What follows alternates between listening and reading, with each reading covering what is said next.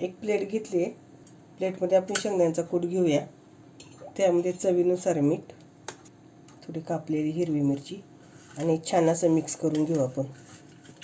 इथं आपलं छान मिक्स करून झालं आहे. त्यामध्ये अगदी कुस्करलेला थोडा बटाटा घेतला आहे मी, तो टाकूया आणि परत छान मिक्स करून घेऊ. इथे आपण मिरची घेतली आहे, मध्ये काप दिला आहे, भरून घेऊया. बटाटा आणि शेंगदाण्याचं सारण भरून घेऊया.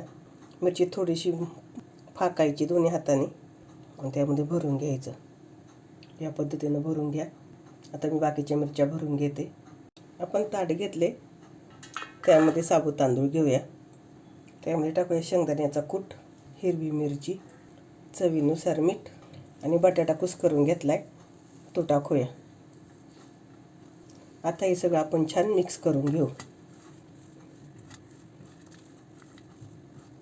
आपण छान मिक्स करून घेतले. आता एक गोळा करून घेऊया.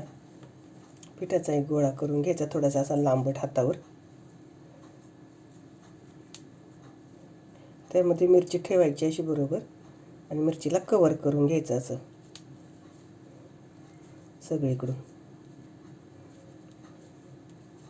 आपली मिरची कशी असते तसा आकार द्यायचा त्याला. छान असं सगळीकडून घट्ट असं मिश्रण त्याला लपटून घ्यायचं त्या मिरचीला. आता मी बाकीच्या तयार करून घेते. तेल तापले का आपण बघूया. कढईमध्ये तेल ठेवले, आपलं तेल तापले. त्यामध्ये आपण साबुदाण्याची भजी सोडूया.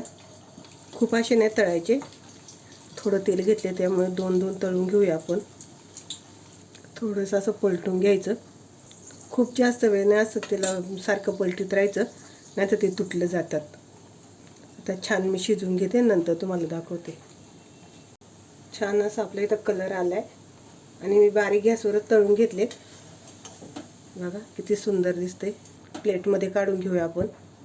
आणि तळताना दोनच तळा, जास्त काही तळू नका. जास्त टाकले तर मग ते फुटतात.